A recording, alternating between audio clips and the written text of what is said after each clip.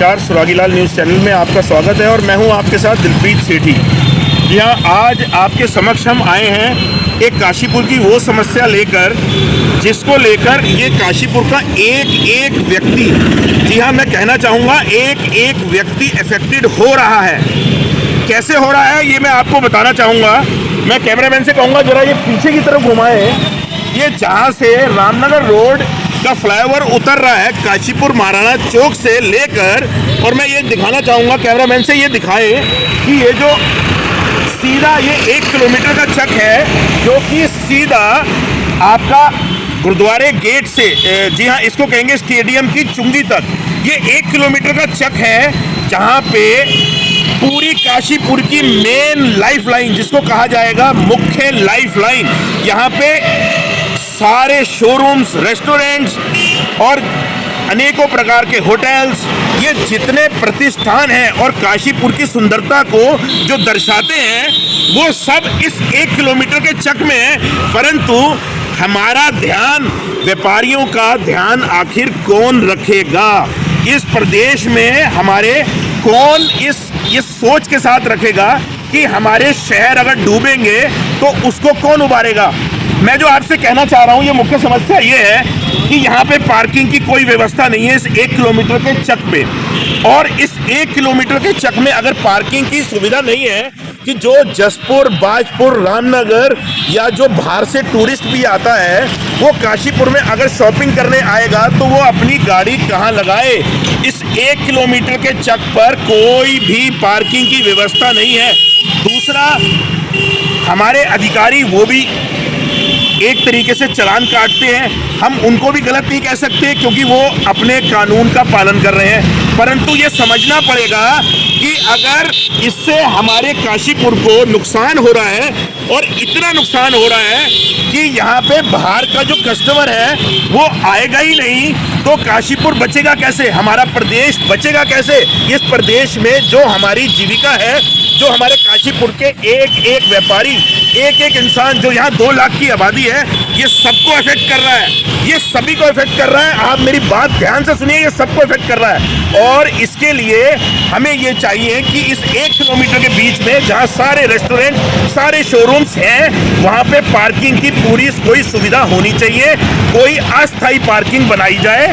जैसे कि मैं दिखाना चाह रहा हूँ, ये रामलीला का गेट है, रामलीला के गेट के उल्टी तरफ बहुत सारी पार्किंग है जो कि हम जिसको ले सकते हैं, और अन्य ऐसे बड़े सारे स्थल हैं कि जहाँ पे हम अस्थायी पार्किंग बना सकते हैं। अगर ये पार्किंग नहीं बनती है तो धीरे धीरे धीरे धीरे काशीपुर का जो विकास है वो गर्त की तरफ जाता जाएगा। हमें बड़ा बारीकी से देखना पड़ेगा। इस रामनगर रोड ये लाइफ लाइन है, इस लाइफ लाइन के प्रति ये सभी को सजग रहना पड़ेगा। हमारे जितने नेतागण हैं, अधिकारीगण हैं, उनको एक मीटिंग करनी चाहिए। मीटिंग करने के बाद एक इसका स्थायी समाधान निकालना चाहिए। यदि कोई बाहर का ग्राहक आएगा और उसको उल्टे सीधे हाथ में पार्किंग नहीं मिलेगी, वो कहाँ लगाएगा अपनी गाड़ी? और कितनी दूर कोई स्थायी पार्किंग है नहीं, उसका चालान कटेगा, वो दोबारा नहीं आएगा। ये हमको सोचना पड़ेगा, अपने काशीपुर को बचाना पड़ेगा। और मैं अनुरोध करता हूँ अपने अधिकारियों से, नेताओं से कि इस तरफ सोचें, और जो जिनके चालान हो रहे हैं पहले हम उनको सुविधा तो दें कि यहाँ पे अस्थायी पार्किंग है। जब आपके 1 किलोमीटर के चक में कोई पार्किंग ही नहीं है तो हम उनका चालान क्या करें? हम उनको क्या सुविधा दें? कहाँ लगाएं गाड़ी? और कहाँ इतनी दूर से अगर कोई अपने बच्चों को लेके आता है तो वो कहाँ गाड़ी खड़ी करेगा, कहाँ अपने बच्चों को रखेगा? सुरागीलाल न्यूज़ चैनल ये चाहता है कि ये जो हमारी आवाज़ है ये अधिकारीगण सुने, और अस्थायी पार्किंग हो या पार्किंग हो, हमें पार्किंग किसी न किसी रूप में काशीपुर को बचाने के लिए ये देनी पड़ेगी, तभी यहाँ का व्यापार बचेगा। धन्यवाद। ये समस्या बहुत पुरानी है और इससे व्यापार बहुत प्रभावित होता है, क्योंकि जो पहले समय जो था उसमें गाड़ियाँ हर किसी के पास नहीं होती। आज के समय सबके पास गाड़ियाँ हैं, सब अपनी गाड़ी दुकान के आगे लगाते हैं, लेकिन जो चालानी कार्रवाई होती है पुलिस के द्वारा, जब गाड़ी कस्टमर अपनी दुकान के आगे, दूसरे की दुकान के आगे गाड़ी खड़ी करके सामान खरीदने जाता है, जब उसका चालान कटता है तो कस्टमर दुकानदार से विमुख हो जाता है, क्योंकि जब आदमी बंदा तो आया सामान खरीदने, उसका चालान हो रहा है। तो इसलिए प्रशासन को चाहिए कि अस्थायी या स्थायी पार्किंग की व्यवस्था करी जाए, जिससे जो बाहर से आने वाले कस्टमर है उन्हें समस्या का सामना ना करना पड़े, उनकी समस्याओं का समाधान हो और काशीपुर का रोजगार बढ़े। पार्किंग की यहाँ कोई व्यवस्था नहीं है। जब कस्टमर आता है तो जैसे ही उसकी गाड़ी खड़ी हुई, पुलिस आई, उसका चालान करेगा। आजकल यही हो रहा। एक तो उधर से काम नहीं है, अगर कोई कस्टमर आ भी जाए तो उसका चालान कट जाता, वो वैसे भाग जाता। तो यही है कि अब कोई रोड हो।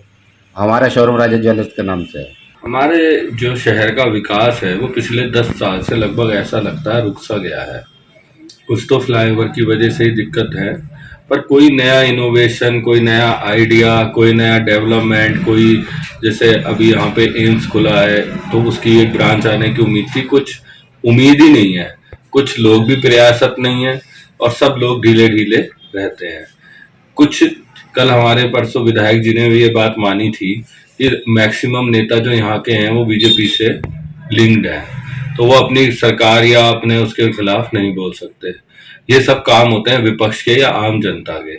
इसमें कोई एक ऐसी आवाज बन के नहीं आ रहा जो हमारी समस्याओं को उठाए। पार्किंग हर शहर में, बड़े से बड़े शहर में कहीं ना कहीं एक नगर निगम द्वारा चलाई जाती है, जिसपे उसका चार्ज भी होता है। यहाँ जेल वाली पार्किंग भी है तो वो भी पूरी अव्यवस्थित है। कोई कहीं लगा के चला जाए, ना उसका कोई चार्ज है ना टैक्स है।